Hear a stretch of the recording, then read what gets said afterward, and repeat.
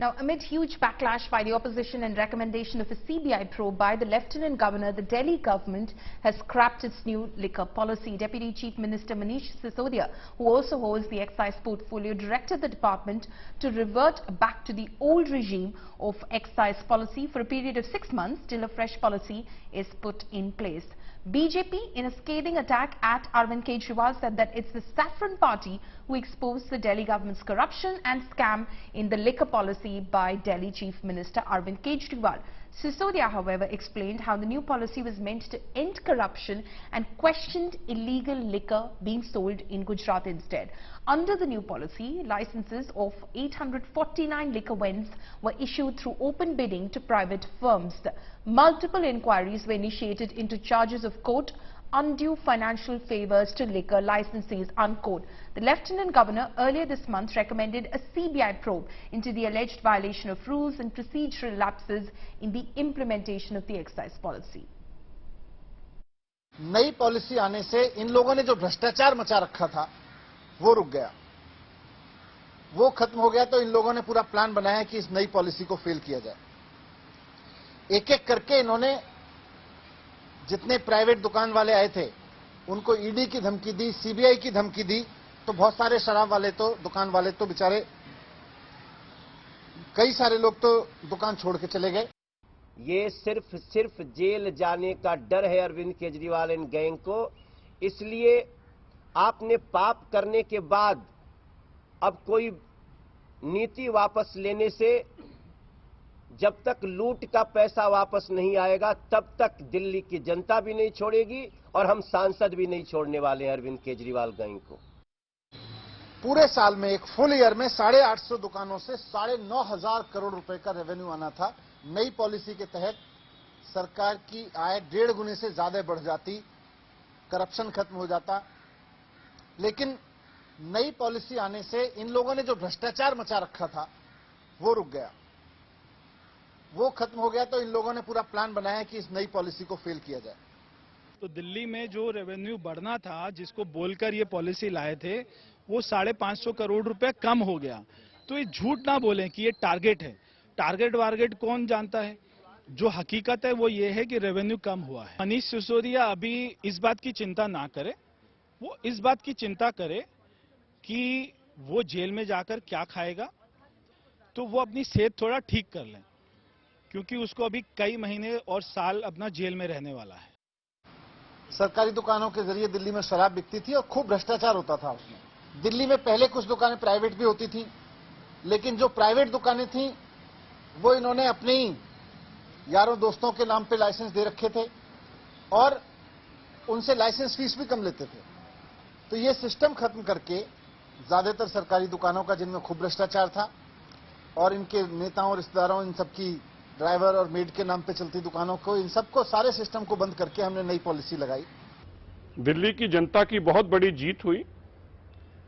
अरविंद केजरीवाल, जो कि अपने बड़े बड़े पूंजीपतियों को दिल्ली के शराब के ठेकों का काम दिया था, जिसमें करोड़ों रुपए का लेन देन हुआ, सीबीआई की इंक्वायरी शुरू होने से वो ठेकेदार, वो बड़े बड़े पूंजीपति डरकर पीछे हटे और आज दिल्ली की सरकार मजबूर हुई है वही पुरानी एक्साइज पॉलिसी लाने को, जिसमें अब ये व्यापार सरकार करेगी।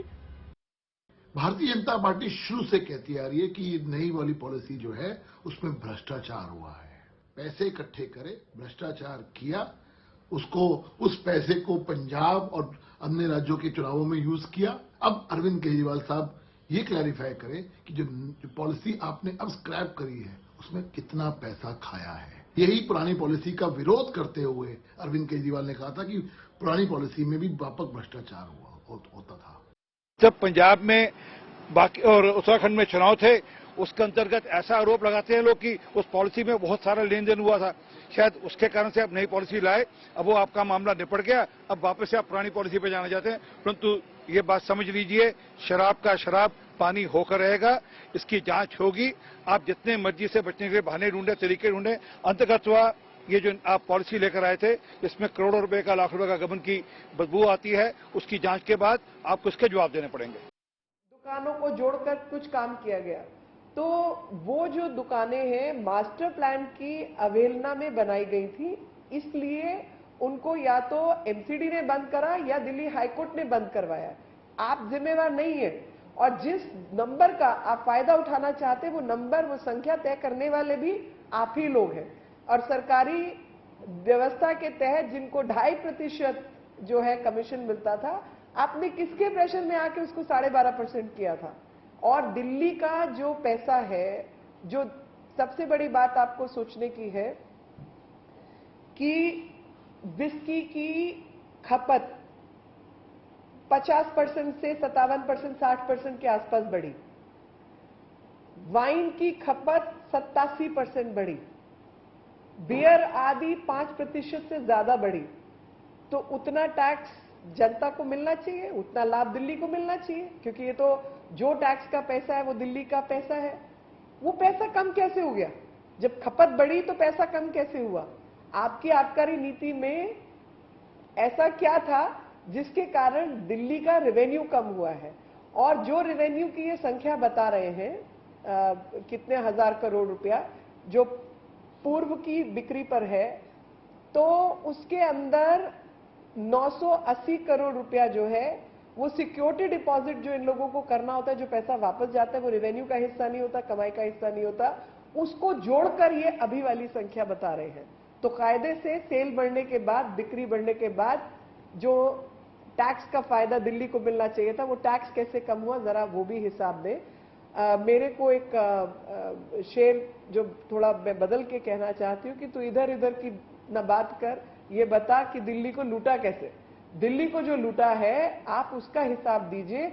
और ये जो पॉलिसी हमने बंद कर दी, ईडी सीबीआई ये वो, तो ईडी सीबीआई क्या ऐसी पूछताछ कर रहे हैं जिसकी जानकारी आप ही के पास है? कॉन्ट्रैक्टर तो आप ही के बिठाए हुए लोग हैं, आप हैं तो आप बताइए। तो ये आपका कहना कि सीबीआई और ईडी के डर से कॉन्ट्रैक्टर काम नहीं कर रहे और अफसर काम नहीं कर रहे, मैं यूं कहूंगी कि आपका जो कहे जाने वाला गैर कानूनी काम है वो नहीं कर रहे होंगे, लेकिन जो कुछ गैर कानूनी काम आपकी आबकारी नीति में हुआ है उसका जवाब तो आपको देना होगा, और उन प्रश्नों से आप बचने का प्रयास ना करें, उन प्रश्नों का आप ठीक से उत्तर दें। हाँ जी।